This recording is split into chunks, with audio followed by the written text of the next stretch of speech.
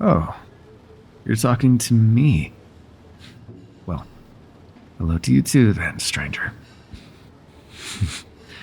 Forgive me. I'm not used to people coming up to me, especially not ones this attractive. You're not from around here, are you? Otherwise, I'm sure I would have noticed you before. And no offense, but you don't really fit in with the crowd. The folks here tend to have some unique qualities, very much stay to themselves. They can sense an outsider from miles away, so you best be careful. Oh, so this is your hometown. I see. After fleeing the nest, you've come back for a brief visit. Somebody your age won't find much around these parts. Everyone ends up moving to the bigger cities once they're old enough, and only come back every now and again. Well, that's the fate of a small town. But I think the people here like it that way. Nothing changes, and the elders still get to set the rules. It stays quiet, homogeneous, and nobody cares to speak up against the choices made. Most rural towns share a similar mindset in that regard. They prefer their secluded communities, keeping things as they are. Humans tend to be terrified of change, after all. They always have been.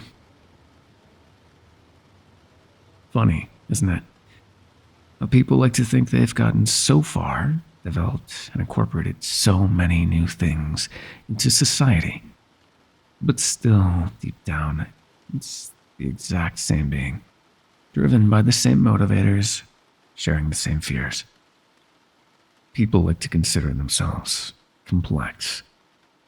I suppose they are in some ways. But how deep do you have to dig to find the same core within everyone? The same urges, needs, desires. Their yearning for love, for approval. Their hunger and thirst, their fear, their confidence. Still, they are so quick to judge, to ignore somebody in need because they don't deem that person worthy of help.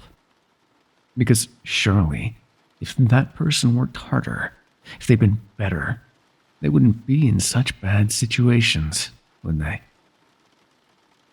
Oddly enough, some use that same metric for themselves too. Maybe they want to believe life is fair, that people get what they deserve, that in the end, there'll be some kind of reward or punishment for their behavior. Randomness is a terrifying thought, isn't it? The idea that nothing actually matters. It's much easier to believe that there's a reason, a good or bad, a choice that makes a difference. People need that, in a way. Because it wouldn't be fair to see evil succeed, to see a good person struggle. What would be the point of being good in a world like that? What would be the point in trying? Humanity truly is fascinating. So simplistic, yet so complicated. In a way, they remind me of ants, hustling and bustling about, each trying to contribute to the colony whilst attempting to keep themselves alive. They fear to look further than the comfort of their own home, the warmth and familiarity. But sometimes, they get lost. They need one another, but hunger and the yearning for more drives them out into the wilderness, where they can't care for themselves anymore, where they end up being exposed to the elements, to predators, all alone with no sense of self. Or perhaps, if they're lucky, they stumble onto a new colony. I suppose everyone is searching for something, ants and humans alike. But the question is, what? How about you, stranger? What is it you're looking to find? You too appear to be a bit lost within yourself, as though you don't know what you really want. But it's clear you're craving something. Company, perhaps. Love. Greatness. A distraction. Punishment. When you think about it, how many others might feel exactly the same way you do? People always seem to think they're struggles are unique, as though nobody would ever be able to understand them. You wouldn't believe just how many have had their near identical experiences. The same feeling of lacking something, the same words of discouragement whispered in their head, the same nightmares keeping them awake.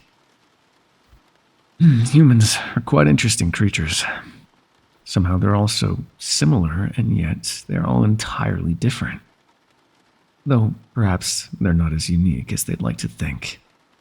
After all, they carry near all of their ancestors within them, in one way or another.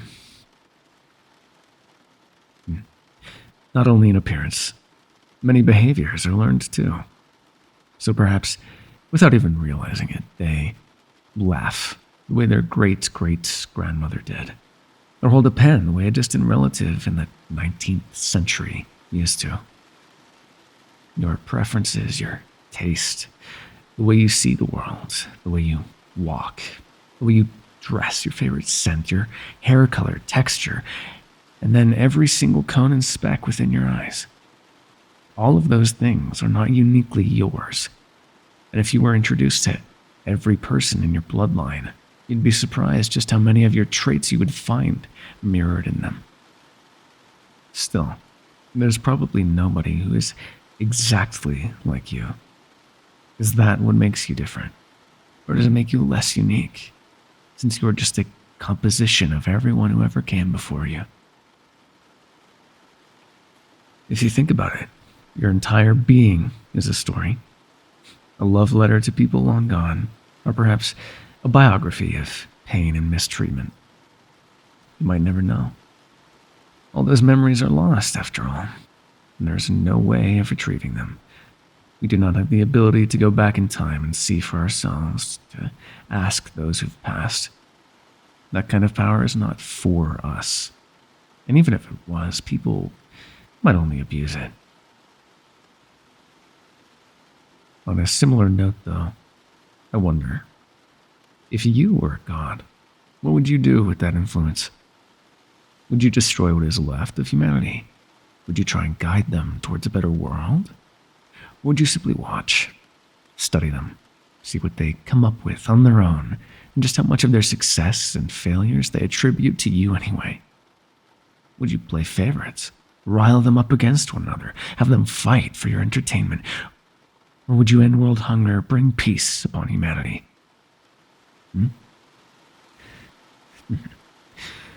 A silly hypothetical. But you'd be surprised how many different answers I've gotten. Perhaps it says something about how you grew up, or about your own desires. Maybe it's a reflection of what you believe you deserve, or how you see those around you. Your empathy, your deepest fears, your strongest emotions. Especially since you aren't partaking, merely an observer, able to influence outcomes and probabilities, give blessings and curses to those you deem worthy and unworthy. Strange thought, isn't it? An uncomfortable thing to consider. It raises the question of how much control a god would have, how much free will a person is really given. People like to think their thoughts and choices are their own, that they have control over what they do. But I suppose we may never know for sure. I'm beginning to like you, stranger. You have an honest stance that most others lack. You believe in the good of people, and maybe that's why you came to me, because you think you can fix whatever it is you deem broken. Or perhaps my mystery caught your attention.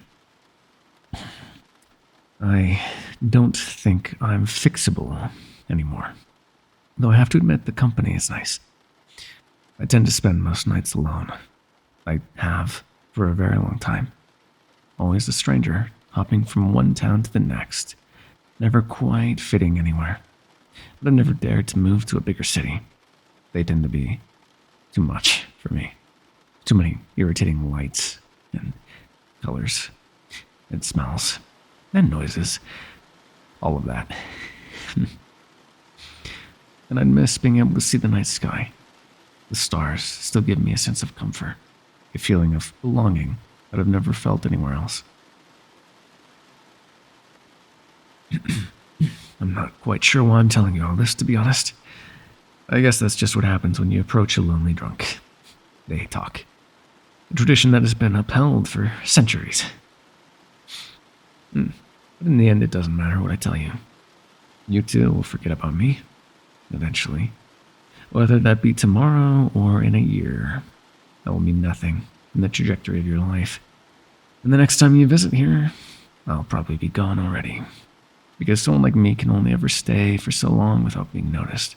And an outsider will only be tolerated for a certain amount of time. I suppose, in a way, I'm running from myself. Still seeking the comfort of people, attempting to escape the loneliness. Even though I'm never quite managed to find that. You've been the first person to talk to me in many years. And I'd like to thank you for that. I don't understand why you do it, but not many souls have your purity and curiosity. In a way, you remind me of somebody. Your presence just feels vaguely familiar. Like the melody of a song I'd almost forgotten. Forget I said anything. Some things are best left in the past. Don't you agree? You know, we're not so different, you and I. I guess I've become just another person. A simple being yearning for approval, for the company of another soul, even if they don't understand. It's difficult, but I imagine you know the feeling as well as I. In the end, even a fallen god is nothing but another human, for the most part. Enough of that, though. I'd rather not take up any more of your time. You have so little. Make it count, stranger. You might just be able to do something with it.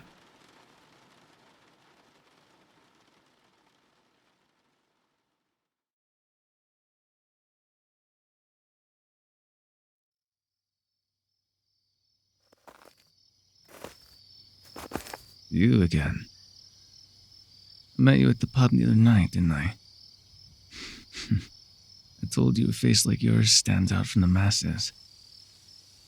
Did you come here to watch the meteor shower? I see. I can leave, if you'd prefer being alone up here. Are you sure? You're quite daring, stranger. How very unusual. But if you don't mind, I will gladly keep you company. Normally this place is fairly quiet. A few teenage couples every now and again, but they don't tend to stay long. It's a shame, really. Such a stunning view of the night sky is rare these days. Light pollution swallowed most of that beauty a while ago. Still, the stars are mesmerizing from up here, aren't they? Back in the day, people believed they were the souls of the deceased, watching over their relatives at night, and that the moon was the one guiding them all. A shooting star would be a soul passing from life to death, or the other way around. The belief has held up for a long time, can still be found in some modern religions. Fascinating, isn't it? It reminds me of a story. Would you be willing to hear it? It's still a little while before the meteor shower reaches its height, so we might as well pass the time a bit. It's an old legend stemming from an ancient belief. A story of two gods in a curious young world. It goes like this. Once upon a time, very, very long ago, before things had names, and when people were nothing but a vague whisper of the future, there were two siblings. One heart and one soul. Twins, you would call them, and they'd been born to a mother of flesh. The universe had birthed them, raised them alongside what would eventually become the first humans. And so, they watched the earth, one during the day, the other at night. They were the sun and the moon, the brightest lights that fell upon the only populated planet at the time, the only planet that mattered to them. It was said that the sky was their home. A broad universe could have been explored, but they chose to stay. They deemed that the people in the world needed their light. Long ago, they had frolicked through the galaxies chasing one another, but they had grown since then and matured, starting to take their tasks more seriously. And once the first forefather of humankind stood upright, their rhythm had steadied. Days and nights became reliable, and slowly, the brothers grew apart, only getting to see one another at rare occasions, solar eclipses, and whenever the moon would grow lonely and visit the sky during the day. I'm sure you've seen it before. But they were always close at heart. They loved one another, cared deeply about their bond, about their people. One heart, one soul intertwined, pulsing in unison. Humanity grew to worship these gods, the safety they offered, the blessings they brought. They were grateful, lived and died in harmony, to be reborn once their time had come to live again. The god of the moon shepherded the souls of the dead within the night sky. They were the stars, shining brightly until he sent them back down to earth. In their time, the sky was littered with beautiful specks of light, a sight no modern human could even begin to imagine. It's a bit funny if you think about it. Nowadays, many people associate darkness with evil. Most gods of winter and snow are considered cruel, and the only offerings they receive are a bargain for peace. Back then, the god of the moon was respected and loved. The people understood that every night was necessary to rest, that during the winter, plants could regain their energy to feed humans once more. He was the deity of replenishing, reviving, resting, of the moon, the cold, and the night. And the people prayed to him, not to be kind to them or to hold himself back and keep them alive. No, they prayed to rest well, prayed for him to protect all the plants, cover them under his blanket of snow so that they could grow back even stronger. Prayed for the animals to be slow and the food to be plenty. He was the god of death as well as revival. They prayed for him to guide the deceased to safety so that they may rest and come back wiser, better, stronger than before. Every death, every grave, every nightfall was a celebration in his name. Offerings were burned, gifts were exchanged, a last honor bestowed upon the dead. His brother, on the other hand, was prayed to at every birth, every sunrise, before every hunt and every meal. He was the god of light, growth, and fire. He was the warm summers that brought ripe fruit, the bright days of hunting and dancing. He was the middle, life and physical growth, the day, the warmth, the energy. The god of the moon was everything around that, the spiritual and unseen side of things, yet no less worshipped. He was the life beyond all that came before and after. They were complementary, and everyone knew that. One guarded during the day, the other at night. One guided them in life, the other in death. Wisdom, growth, development, and return. A steady cycle. And so it went for a few 100 years. The first gods, the only ones for a little while. Though, eventually the god of the moon began to grow lonelier, guarding during the nighttime when most were asleep, watching them all alone. I do believe they had been growing apart then already, considering they would only meet so rarely. Yet still, they were brothers. Despite everything, they were a team, connected by the blood of the universe within their holy veins, the only beings that could understand one another's troubles. But it went as it had to. As most other religions have, they too came to an end, eventually. A new group of people had moved onto their native lands, and they brought different, newer gods with them, much more radical. They captured the siblings' followers and gave them a single choice: convert or die. For they believed in gods of war, blood, gods of brutality. And so the brothers had to watch as their loyal people were slaughtered one by one, watch the last bit of faith fall from their own over the years. They were unable to interfere, unable to save their people. The gods tried to fight it, but even they could only do so much. Both of them were filled with horror. They didn't know what would happen next. The brother of the moon refused to leave their last believers behind. But I think the brother of the sun was scared, worried they would disappear. And so he left, while the moon stayed behind, watching over the last few that had faith. The brother of the sun then decided to build himself a new life, a new identity. And as the last few sparks of hope died, the god of the moon fell to the earth, found himself in a human body. Though that alone wouldn't have been an issue for him, he could have lived and died upon the people he once loved, despite their lack of belief in him. But as time passed, the god did not age. He could not die. The god of the moon was damned to walk these crumbling paths until they fell apart.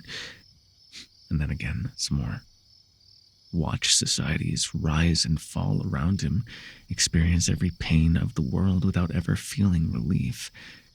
And for what? To learn, to repent, to suffer? He could not understand what he had done to their mother universe to deserve such torment, walking throughout the world for thousands of years alone. About 70,000, to be precise. But as time went on, he could not help but grow distant. After a couple of millennia, he went to visit the churches of his brother's new followers. He tried praying to their god, but did not get an answer. No, most of them never did, to be fair. He even read some of the scriptures, but never mind. For the rest of eternity, the god of the moon was cursed to wander the earth, watching what had come of his once beloved humans. Of course, they did not recognize him. He was but another stranger to them. And despite so desperately wanting to, he never felt the presence of his brother again. So he was left stranded in the mortal realm, unable to die, unable to help, unwilling to pick a new face. Stuck for eternity, left to wonder why his brother would just abandon him, all alone for the first time in his existence. That's how it often is, isn't it? Believing that you know a person, that you can trust them until something happens and they change. I don't believe the god of the sun meant any harm to his brother, but still I fail to understand why he never came back. Maybe he found a way to die. Though, ultimately, death isn't really an option for a fallen god, even if they walk the earth in a human form. That's because a form is all it is. They're not human, and they never will be. It's a lonely endeavor, but that's what one gets for being forgotten. His brother, on the other hand, might still have power. Maybe he resides in whatever castle his followers dreamed up, feeling no need to visit the earth. Perhaps he abandoned humanity, as he did with his brother. Or he rules above the sky, like the grand overlord he dreamed to be. They had once loved one another so deeply. Envy or wrath were foreign to them. They ruled their people kind and fair, side by side. That was until the day the brother of the sun felt abandoned and became somebody else, chose a new name, and decided to regain the favor of humans after he'd been disregarded. The god of the moon never dared to follow in those footsteps. He'd given up on the idea. He did not want to become something new. He only yearned to be himself by his brother's side once more, helping people, answering prayers, receiving offerings, and granting blessings. But that was impossible. Even if people began believing in them again, things had changed. What had been done could not be undone. I'm sorry. The story always gets me rambling a bit, but so far nobody's ever bothered to listen. Thank you, stranger. There definitely is something special about you. Never lose that spark. Hold on to it, and don't let anyone take it from you. Look, meteors. It's starting.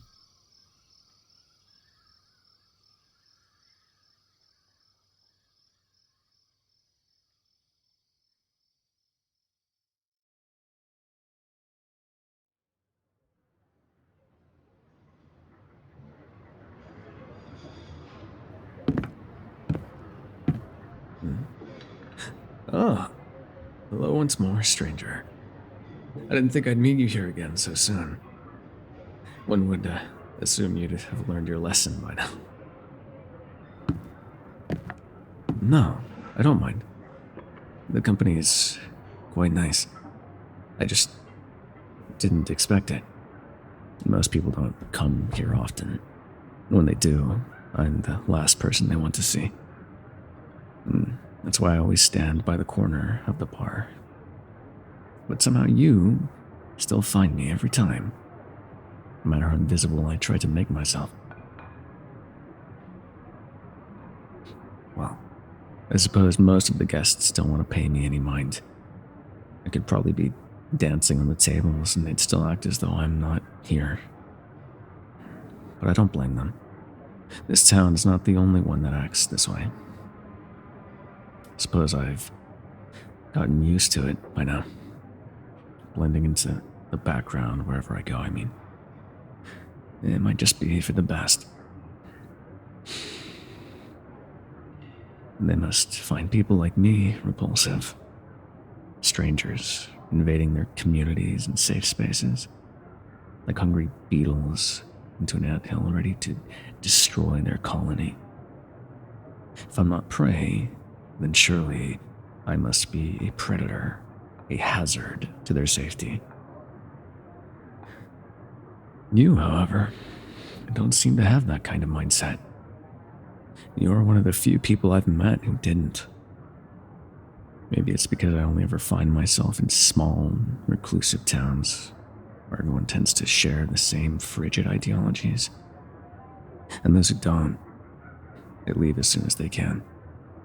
Though, I doubt the bigger cities would make me feel any more welcome. I imagine it's just more loners, and if you're lucky, a bit less judgment. But in the end, it's the people who act this way, not the town itself. It's part of their nature. Back in the day, it was necessary to keep group morale high and be wary of outsiders. Being associated with the wrong individuals could very easily be your demise, while being around good people and staying together would secure the survival of the whole tribe.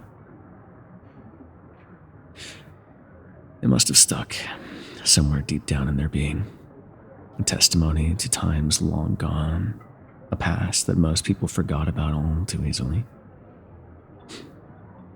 Quite a few behaviors were formed in the earliest times of humankind, and no living person may ever realize just how many.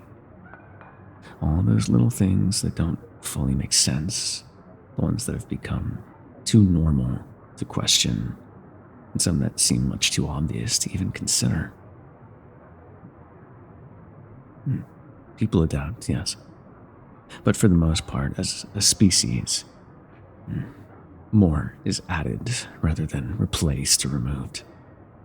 The core will forever stay the same, forming similar thoughts and patterns, no matter how much time has passed, and many new things have been learned and implemented.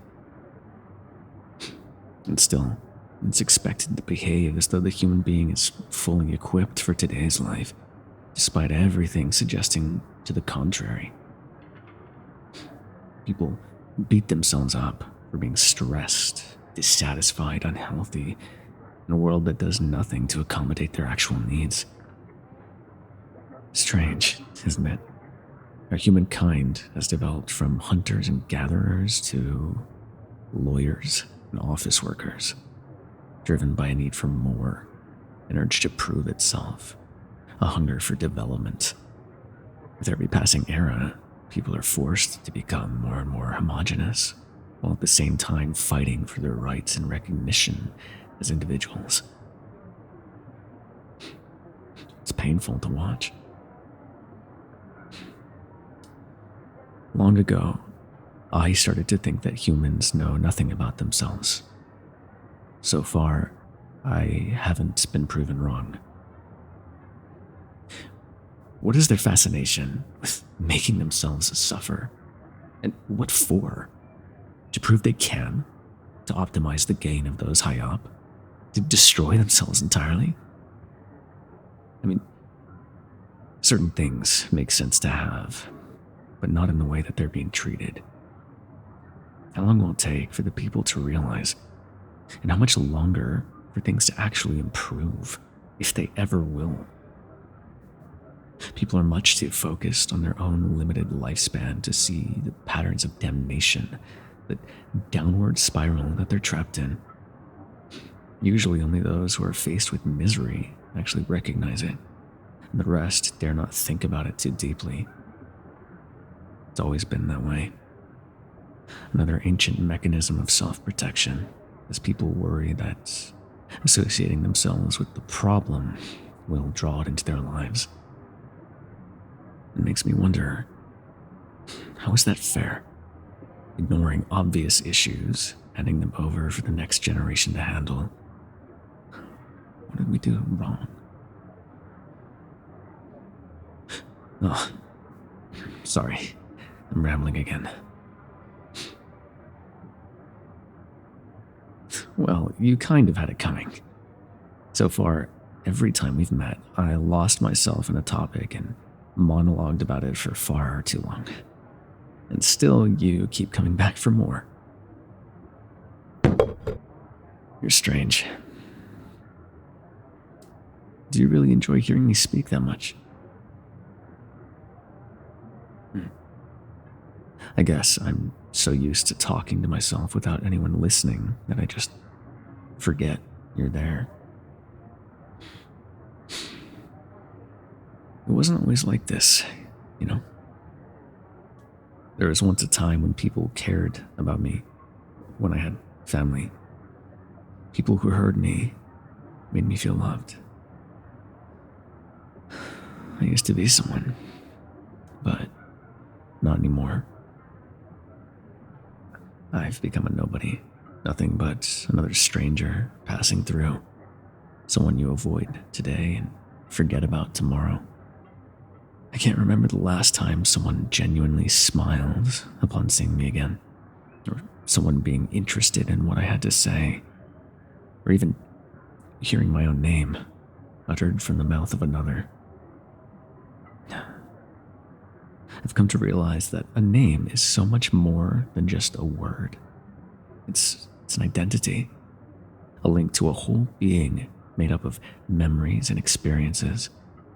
Hearing somebody call it, it's like reaching into the deepest depths of your being, like somebody holding your beating heart within their hand, a connection to your innermost self. And forgetting such a name is like losing yourself entirely. Not a single soul remembers who I am, who I was. And there's nothing I can do to change that. I want to be open with you. As much as I enjoy your company, I've been here far too long. It's time for me to move on soon. When you're somebody like me, you can't stay in one place for more than a few years at a time. And since I'll be leaving anyways, I might as well tell you the truth. You might deem me a lunatic, but it makes no difference whether or not I say this, whether you believe me or not. Take it as a metaphor, if you will, or perhaps the rambles of a drunkard. But long, long ago, I used to be a god. People used to worship me, pray to me every night. And now, I am nothing. A nameless nobody, a stranger at a bar, an outsider in a tightly knit community. Just another face to pass by and forget about. You see, the story that I told you, it was my own, of course. And you won't find it in any books of myth and legend. Because by the time people had forgotten about it, neither pen nor paper had been invented. Language was barely developing back then, so there was no way of immortalizing it. I might be the only one who remembers. And sometimes I start to doubt if it even happened to begin with. Maybe I'm no fallen god at all, but only a victim of my own imagination.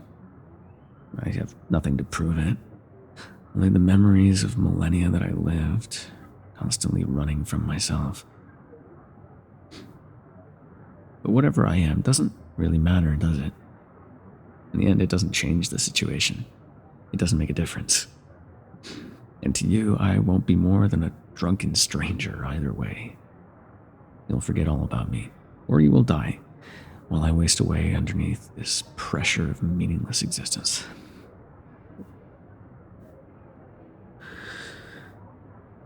I told you about how my former followers were forced to revert or die. And so they did. And so my name died with them. My strength, my power, and my influence. I've become nothing more than a hermit, a meaningless shell of human flesh, abandoned by his magic. You can't believe in something you've never even heard of, and you can't revere a dead god. I still remember one lovely youngling leaving us little offerings in a secret place after they'd been forced to give us up. A quiet act of devotion to us, a rebellion against their oppressors. But even that faithful young eventually grew old and died, the last soul that believed in us. I kept them close to me for as long as I could when my power faded. But then I fell, forced out of the sky and into a dark, cold world. A world that had already turned its back on me, pushed me aside to make space for new beliefs. For thousands of years, I'd been treated like filth. I don't blame them. I'm not upset. I wish it didn't have to be like this, and I wish I understood why this is happening.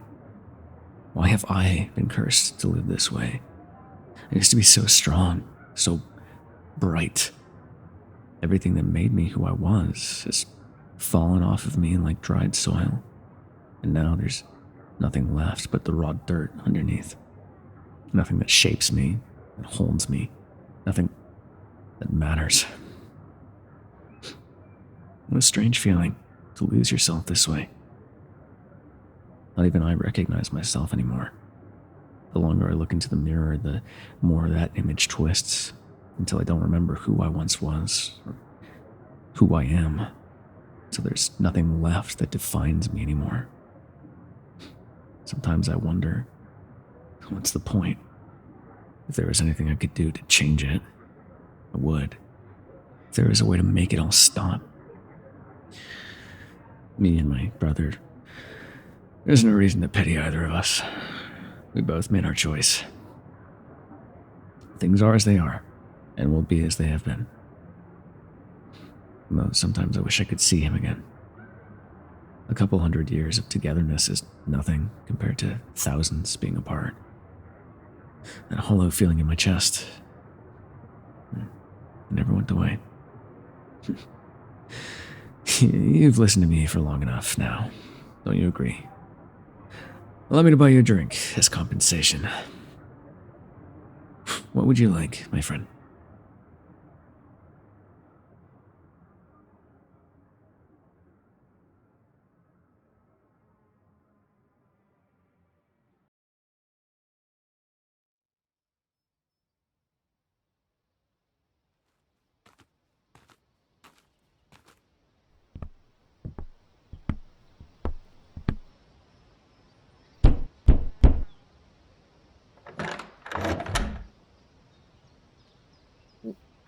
What are you doing here?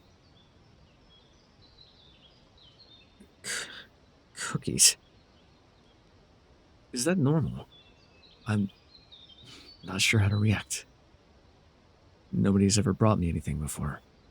The last time anyone knocked on my door, they had pitchforks. To tell you the truth, I half expected you to flee from the town after our last encounter, or even the one before.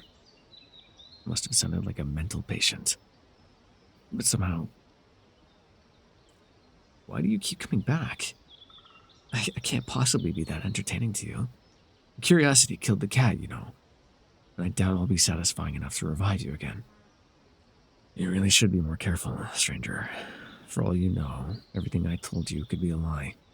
A story that I fabricated to lure in those curious enough to want to hear more. Or I might be telling the truth, whatever that means to you.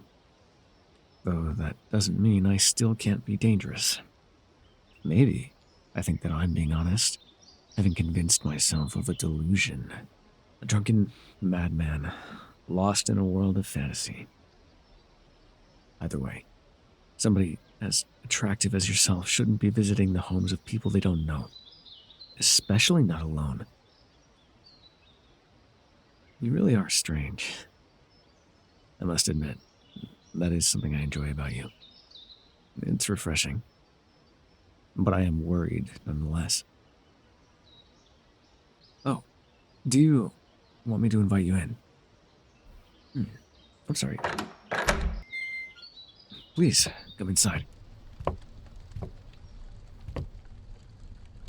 You might be the first real visitor I've ever gotten, though it feels a bit odd to admit that. But as I've said before, most people tend to avoid me. You're the first in many ways. Or at least the first in a very, very long time. You came to hear more, didn't you? Itching to know the secrets of a soul like mine. There's not much to it, to be honest. I can barely remember all that happened in my time. It all begins to fade into one another after a while. Only a few memories are still clear and distinct. It must have been the very early days, right after I fell. I didn't know of my immortality then. I met someone, much like you, in many ways. A bright and curious soul, eager to welcome me into their life. We spent much time together, and I watched them grow old. It took me much too long to realize that my body was left untouched by the currents of time, and life was much shorter compared to now. The moments we had together now feel like less than the blink of an eye, and there was nothing I could do to change the outcome, nothing to keep them safe. I miss it.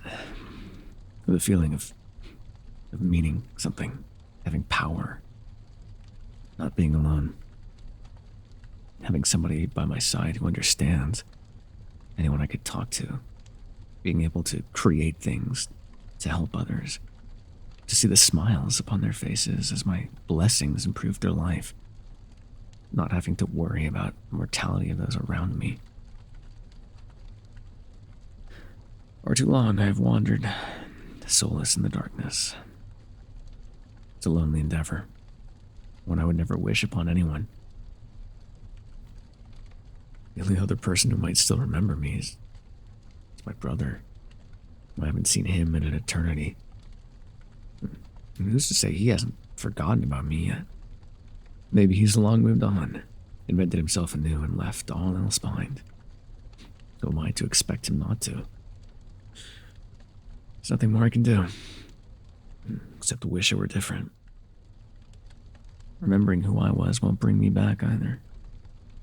Maybe it's time for me to finally accept it, to recognize what I've become, how the world has changed around me.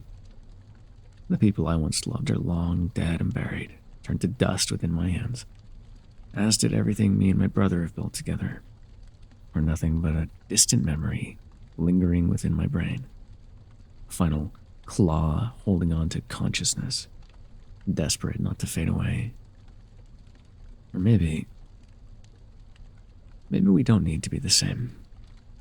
Maybe we can reconnect, be different together. But I can't say if that would fix anything, if that would make a difference at all.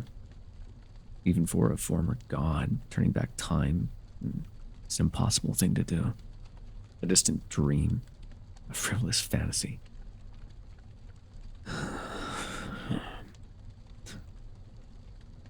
This loneliness is tearing me apart. This feeling, like a hole within my chest, gnawing at me from the inside. One day, I might be brave enough to try again. To pray one final time. And then, either I must learn to let it go, or I get what I've been yearning for. It's been far too long that I've lived in between, not able to move on, nor embrace it. But it still feels like I haven't lived out my punishment. Would I be allowed to try again, even if I'm not ready? Part of me is tempted to do it right now, one final time. What do you think? Should I leave it be, or...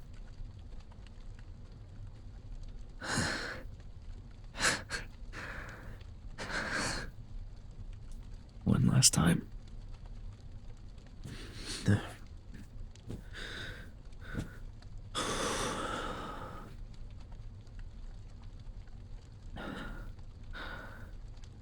Sure. If you're there.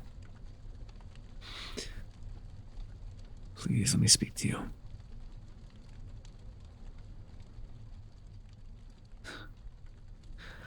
I don't know what else I expect. What just... Sure.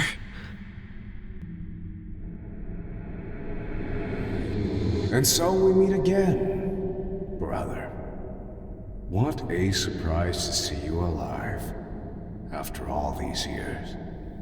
You... This whole time... Why did you never reach out to me? Quite frankly, I assumed you had died after you last attempted to contact me. And back then, I simply could not face you after what you had done. What I had done? You were the one who left. Do not act as though that was my own choice. I gave you the opportunity to come with me, yet you declined. You wanted to stay because you loved those feeble humans more than you could ever love me. Even now, you have another mortal clinging to your sleeve. Of course I loved them. They were our responsibility. Ours to shepherd. But you abandoned our people. Abandoned me. You left us behind to die. Your endeavor was senseless. There was nothing we could have done to save them. I acted in an attempt to protect us, so that we could persevere, start anew, and form a different group of followers. How should I have known we would not perish? You act as though we had nothing to lose, as though I was being selfish, when, in reality, all I did was in an effort of staying alive. And it is not my fault you would rather have died by their side than rebuild what we had. How can you say that? These people loved us and we let them down. We had no right to leave them behind. I don't think you understand how they must have felt. The fear, the pain, the helplessness. They weren't just followers, things that worshipped us. They were entire beings with complex thoughts, hopes, emotions. They were like us. Scared. Forsaken. There was no helping them. We were beings worth considering too, were we not? You were willing to let your life end with theirs, despite it being no benefit upon anyone. A fool and nothing less. That is what you were. What You still are. When did you become so heartless? I didn't feel right to keep going without them. To act like it never happened and to find a new group of devotees. I couldn't just pick up another face like it's nothing. Make up a whole new identity. You are so stuck in your ways. Too attached to what you had to see what could have been. You act as though I was deceiving anyone, as though I was lying to humans to regain their favor, when, in reality, all I did was present myself and my abilities to new mortal souls. They chose to worship me, to give me a new name, and I accepted it. I had no choice to secure my own survival. You may not have cared for your life, for us, but I did. Of course I cared. I loved you more than anything. But our only purpose was to protect those who believed in us. And we failed. I couldn't live with that failure etched into my soul. It felt wrong to leave them behind. The share I know would have died with me. With them.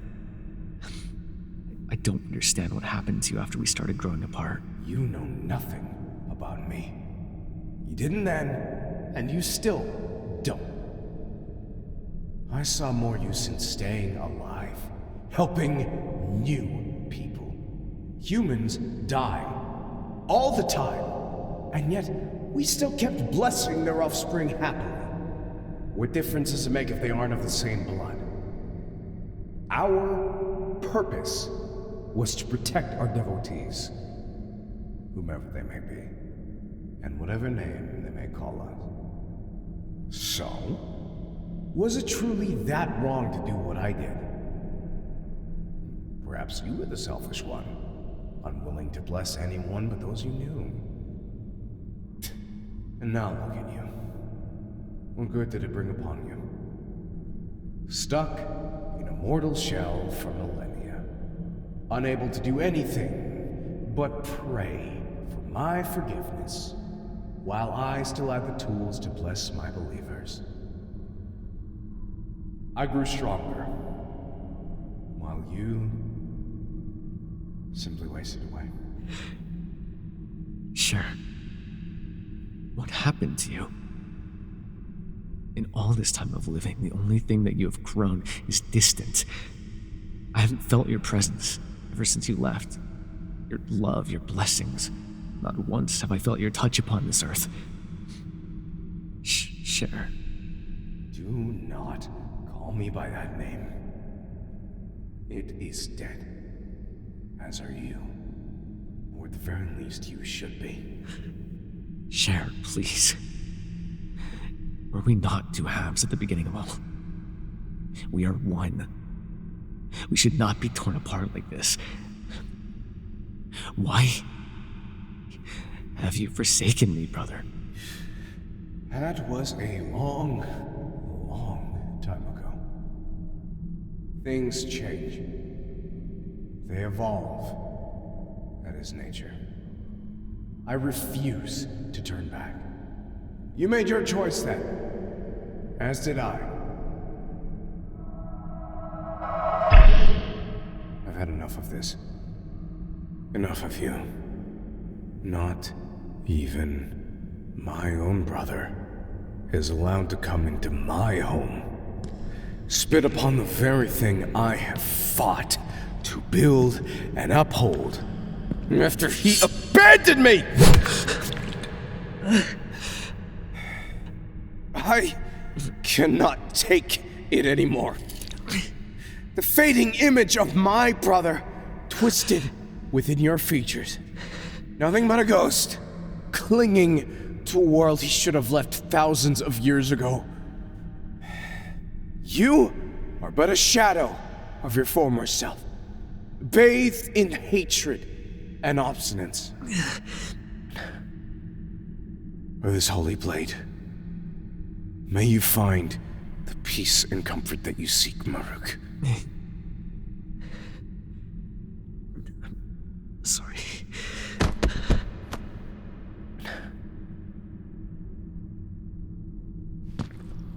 Do not act as though you know anything human. You know nothing. Not about me. Neither about him. Do not judge us on what you have seen today. It was necessary. Even if I wished it had not been. I wonder if there will be an afterlife for a god. A place where he may experience his happiest moments once more. Even if there is not, relieving him was for the better. You too must have noticed the exhaustion within his height. No being is meant to live among humans for as long as he has. You may not understand what I did, or why. But I do not need to justify my actions to a mortal soul. Hate me if you will. It makes no difference.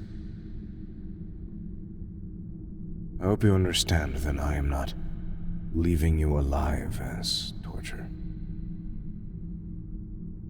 No other soul may remember him as he was. The person he had become.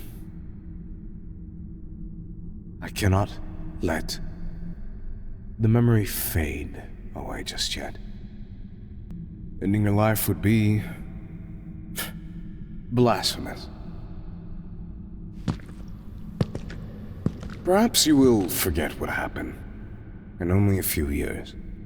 Or you will wake up, believing it to have been nothing but a dream. Still, knowing that his memory perseveres, if only for a moment, it gives me a sense of peace. Though I did what I had to do, that does not mean I'm happy about it. I've never been a bloodthirsty god, nor a vengeful one. But now it is time to go back home, mortal. May the world be kind to you.